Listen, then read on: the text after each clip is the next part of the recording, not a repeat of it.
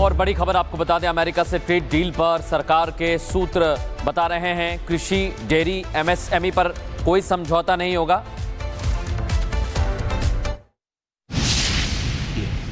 उस विषय पर है।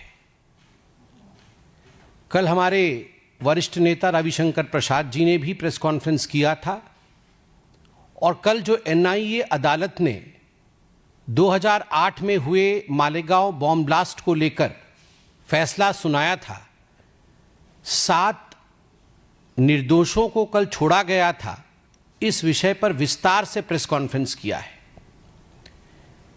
जिस प्रकार से देश में भगवा आतंकवाद के नैरेटिव या विमर्श को फैलाने की कोशिश कांग्रेस की सरकार ने की थी और जिस प्रकार से खास करके गांधी परिवार की चेष्टा थी कि हिंदुओं को अपमानित किया जाए और कहीं न कहीं तुष्टीकरण की राजनीति के कारण, वोट बैंक के पॉलिटिक्स के कारण गांधी परिवार की यह तीव्र इच्छा थी कि सनातन एवं हिंदुओं पर कुठाराघात किया जाए। कल मालेगांव ब्लास्ट पर जो वर्डिक्ट आया कोर्ट का, उसके पश्चात यह विमर्श, यह नैरेटिव औंधे मुंह गिरा है। मगर आज उसमें 2 डेवलपमेंट्स हुई हैं। 2 new developments have come up in the Malegaon blast today. Both of them are political developments which have shed new light in this. 2 विमर्श आज उभर के आए हैं। पहला विमर्श है मालेगांव बॉम्ब ब्लास्ट के दौरान जो एटीएस थी जिसने इन्वेस्टिगेट किया, उस एटीएस के एक अधिकारी जिनका नाम है महबूब मुजावर, उनका एक खुलासा आज हुआ है। वह खुलासा बहुत ही चौंकाने वाला है। आज इस प्रेस कॉन्फ्रेंस में महबूब मुजावर के इस खुलासे के विषय में बातचीत होगी। और दूसरा, राहुल गांधी जी के कहने पर पृथ्वीराज चौहान, पूर्व मुख्यमंत्री और कांग्रेस के कद्दावर नेता, ने जिस प्रकार का बयान दिया है, कल भी दिया और आज भी दिया है, उस पर भी इस प्रेस कॉन्फ्रेंस में चर्चा होगी। पहले महबूब मुजव्वर जो कि एटीएस अधिकारी रहे, 2008 में मालेगांव में बॉम्ब ब्लास्ट होने के पश्चात जो जांच समिति गठित की गई थी, उस जांच समिति के एक अहम हिस्से थे। उनके वक्तव्य के विषय में बात करते हैं।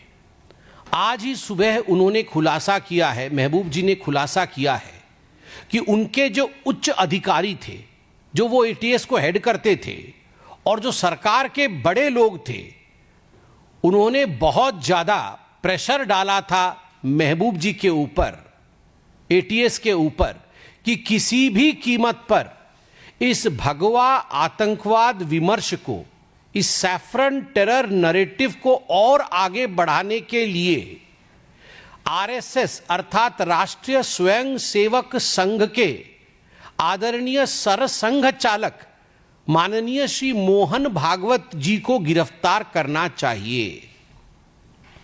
यह निर्देश दिया गया था महबूब मुजावर जी को कि आप इस भगवा आतंकवाद के नैरेटिव को आगे बढ़ाइए और किसी भी कीमत पर मोहन भागवत जी की गिरफ्तारी होनी चाहिए। चार्जशीट में नाम नहीं, जांच में कहीं भी मोहन भागवत जी का कोई लेना देना नहीं, नाम नहीं आ रहा है।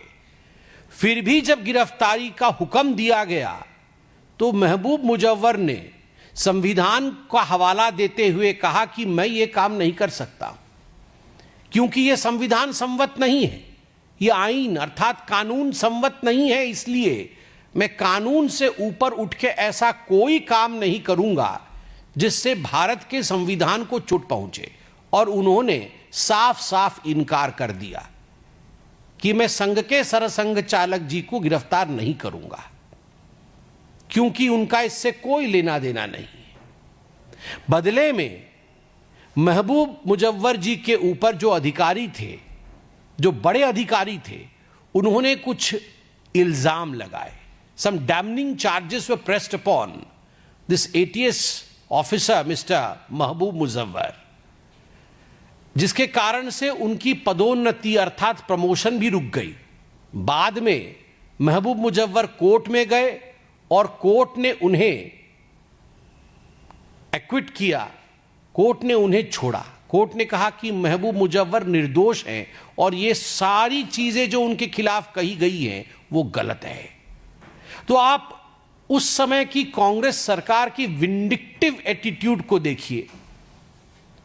जबरन किस प्रकार से भारतीय जनता पार्टी और जो लोग हिंदू धर्म को मानते हैं और संघ के उच्चस्थ स्थान पर, उच्च पदवी पर जो लोग आसीन हैं, किस प्रकार से उनको अपमानित किया जाए, उनको गिरफ्तार किया जाए, उनसे बदला लिया जाए, इस प्रकार के विंडिक्टिव एटीट्यूड के साथ उस समय की कांग्रेस पार्टी काम कर रही थी और यह सब कुछ गांधी परिवार के कहने पर हो रहा था। आप बार बार मुझसे पूछ रहे होंगे कि मैं गांधी परिवार के कहने पर हो रहा था ऐसा क्यों कह रहा हूं। इसका उत्तर माननीय प्रधानमंत्री जी ने अपने ऑपरेशन सिंदूर के दौरान दिए हुए भाषण में बड़े स्पष्ट रूप से कहा था कि एक बहुत बड़ा नेता है जिसने अमेरिका में जाकर वहां के जो खुफिया तंत्र है वहां कहा था कि हमें सिमी से बड़ा खतरा हिंदू आतंकवाद से है आज हिंदुस्तान में। और आप भी जानते हैं वो बड़ा नेता कौन है जिसने यूएस के एम्बेसडर से कहा था कि हिंदू आतंकवाद आज हिंदुस्तान के लिए सबसे बड़ा खतरा है और सिमी भी उसके सामने बौनी है। तो स्वाभाविक रूप से गांधी परिवार का एक ये एजेंडा था कि वोट बैंक की राजनीति के लिए किसी भी प्रकार से सनातन को अपमानित किया जाए। और महबूब मुजव्वर बार बार अपने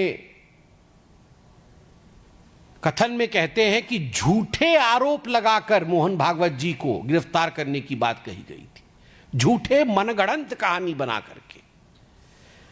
दूसरा विषय जो आज महत्वपूर्ण है वह है पृथ्वीराज चौहान जी के बारंबार आ रहे बयानों का।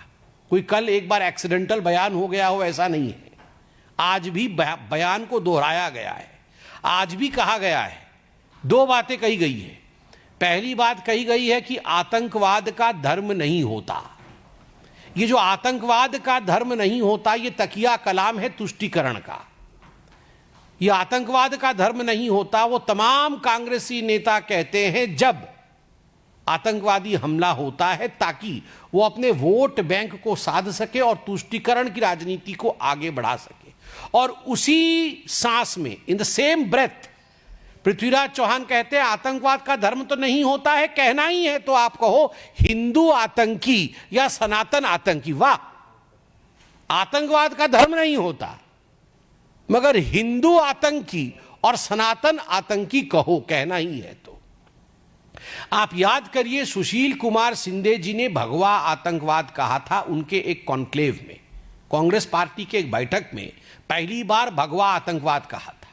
और जब विगत वर्ष उनसे पूछा गया कि आपने सही किया या गलत किया भगवा आतंकवाद के शब्द का प्रयोग करके, तो सुशील कुमार शिंदे मुस्कुराते हुए कह रहे थे मैंने अपने मन से नहीं किया, मुझे तो लगता है मैंने गलत किया, मगर जो आला कमान ने कहा, जो मुझे मेरी पार्टी ने कहा कि आप भगवा आतंकवाद सैफरन टेरर का प्रयोग करिए, मैंने वो प्रयोग किया। मतलब आला कमान कौन है?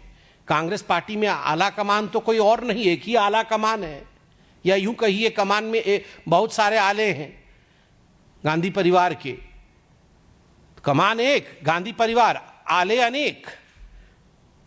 प्रियंका गांधी वाड्रा, राहुल गांधी, सोनिया गांधी, तो ये सारे गांधी परिवार के लोगों ने ही सुशील कुमार शिंदे के ऊपर ये प्रेशर बनाया था कि आप भगवा आतंकवाद शब्द का प्रयोग करिए। और आज जो पृथ्वीराज चौहान कह रहे हैं इसमें भी कोई दो मत नहीं है कि उनके आला कमान ने ही कहा होगा। अब एक वर्ष बाद वो जब किताब लिखेंगे तो उसमें आएगी ये बात कि मुझे भी कहा गया था कहने के लिए। और ये कांग्रेस पार्टी की पुरानी आदत है। याद करिए 18 फरवरी 2007 को जब समझौता एक्सप्रेस में ब्लास्ट हुआ था, लश्कर-ए-तोयबा के आतंकवादी जो एक प्रतिबंधित संगठन है उसके पूर्व मुखिया सफदर नागोरी की गिरफ्तारी हुई थी। केवल सफदर नागोरी की नहीं, पाकिस्तान के 2 आतंकवादी भी गिरफ्तार हुए थे। मगर इन सभी लोगों को कांग्रेस पार्टी ने 14 दिनों के अंदर, मात्र 14 दिनों के अंदर, और सफदर नगोरी एवं पाकिस्तान के वो 2 आतंकवादी मान गए थे कि हां हम ही हैं जिन्होंने बॉम्ब ब्लास्ट कराया था समझौता एक्सप्रेस में, उसके मानने के पश्चात, कन्फेशन के पश्चात भी मात्र 14 दिनों के अंदर छोड़ दिया गया। 2007 में हैदराबाद के मक्का मस्जिद बॉम्ब ब्लास्ट में भी पुख्ता सबूत थे कि हुजी इसमें इन्वॉल्व थी। 100 आतंकवादियों को गिरफ्तार भी किया गया था, मगर सभी को कांग्रेस पार्टी ने बाद में छोड़ दिया गया। ठीक उसी प्रकार की परिस्थिति 26/11 के समय भी हुई थी। 26/11 के समय खैर राहुल गांधी पार्टी कर रहे थे, यह अलग विषय है, मगर उनके नेता 26/11 आरएसएस की साजिश, दिग्विजय सिंह इस प्रकार की किताब निकाल रहे थे। कहीं ना कहीं पाकिस्तान को क्लीन चिट देने का काम कर रहे थे, आतंकियों को खुला छोड़ने का काम कर रहे थे।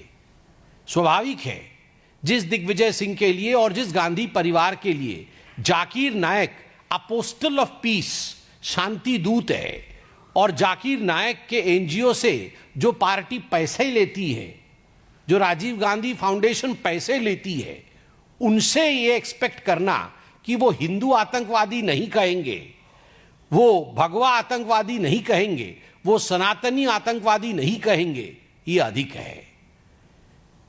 ये जो पूरा प्रक्रिया हुआ है मालेगांव के ब्लास्ट का, 17 वर्षों बाद निर्दोष घोषित किए गए हैं।